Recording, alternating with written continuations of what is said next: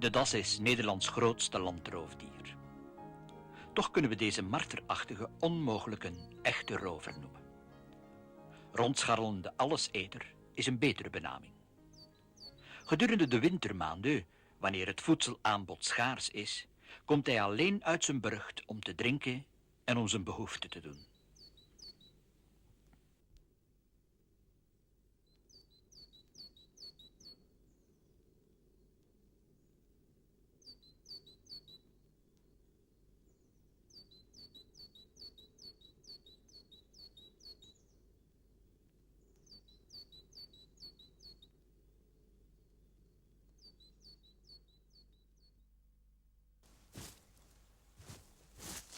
Is de winter eenmaal voorbij, dan wordt de woonburcht, die bestaat uit een omvangrijk holen- en gangenstelsel, opgepoetst.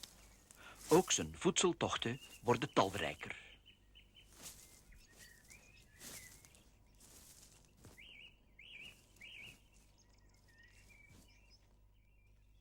Op deze tochten in het vroege voorjaar eet hij naast regenwormen, padden en kikkers ook de eiklompen van kikkers.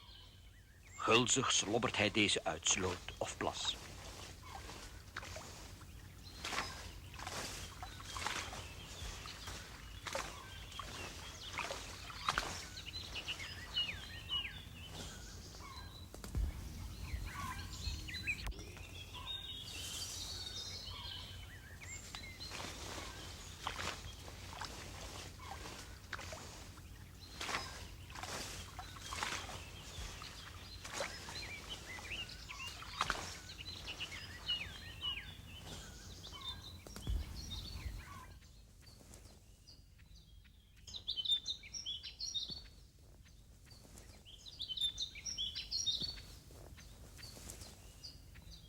Dassen gebruiken op hun voedseltochten altijd dezelfde paden.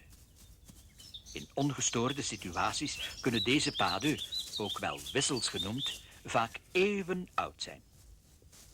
Onderweg bevinden zich overal schuilgelegenheden waarin ze bij eventuele onraad tijdelijk kunnen vluchten.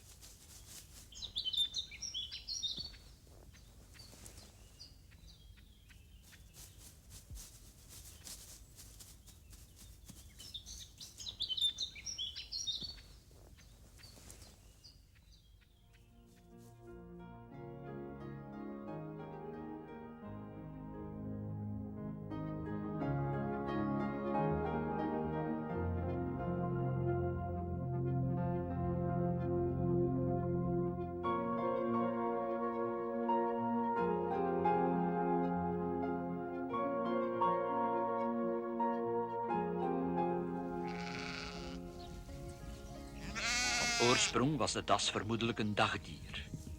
Hardnekkige vervolging door de mens maakte van hem een dier dat tegenwoordig voornamelijk 's nachts actief is. In rustige gebieden kunnen we hem echter ook overdag aantreffen. Bij voorkeur onder de beschutting van hogere vegetatie eet hij wat hij tegenkomt.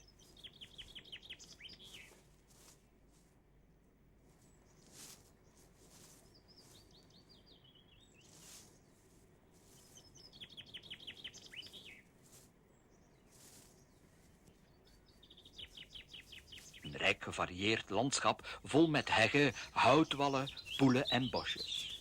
Hier voelt de das zich het beste thuis. Dit is zijn leefgebied.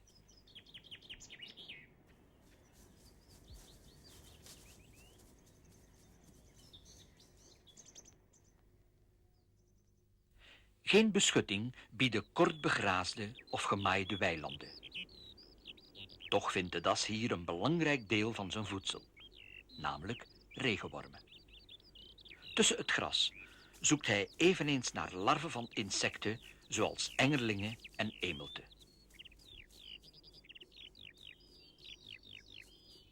De dreighouding van de gladde slang moet de das schrikken.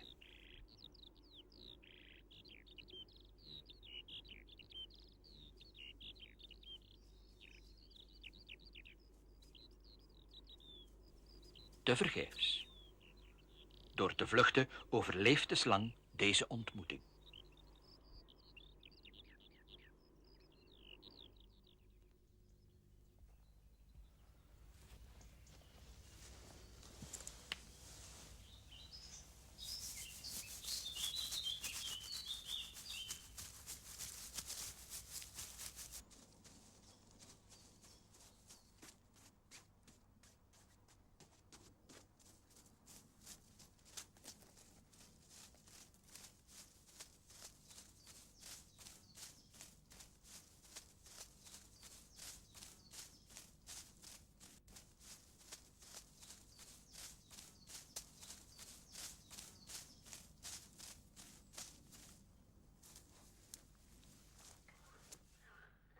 kwakende groene kikkers trekken zijn aandacht. In een niet te diepe poel zijn de kikkers een gemakkelijke prooi.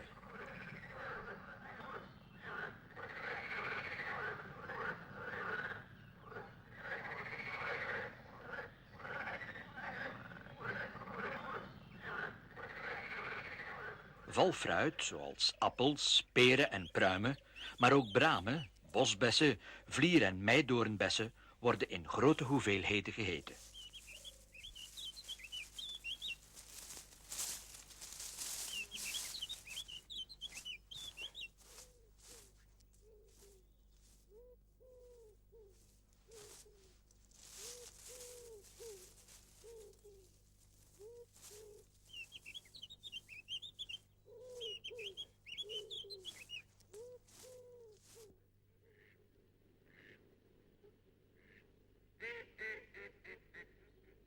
De das is een voortreffelijk zwemmer. Maar hier oversteken doet hij alleen als er geen andere weg voorhanden is.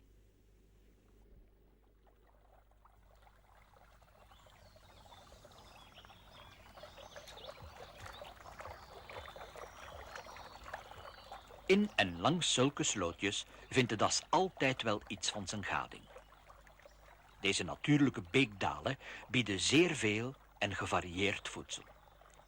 Ook gebruikt hij dergelijke slootjes om onopgemerkt een akker of weiland over te steken.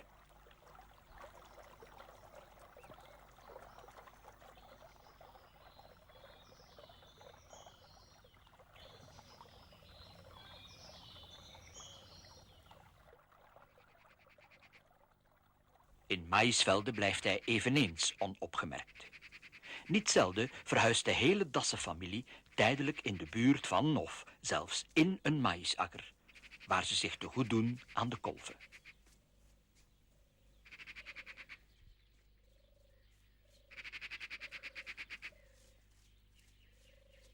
Onder of tussen uitwerpselen van koeien en schapen zoekt hij naar mestkevers. Verkeersslachtoffers zoals dit konijn zijn een welkome aanvulling op zijn toch al veelzijdig menu.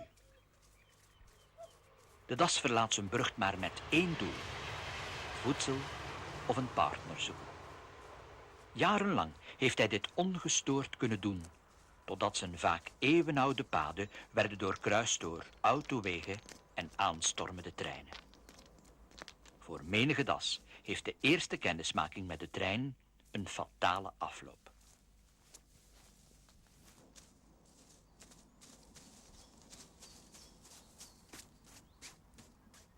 De mens heeft in het verleden hele dassenfamilies uitgeroeid en zijn leefgebied grotendeels vernietigd. Deze mens legt tegenwoordig op drukke kruisingen van auto's en treinen met dassenwissels tunnels aan, om de resterende dassen te beschermen en ze een veilige overgang te garanderen.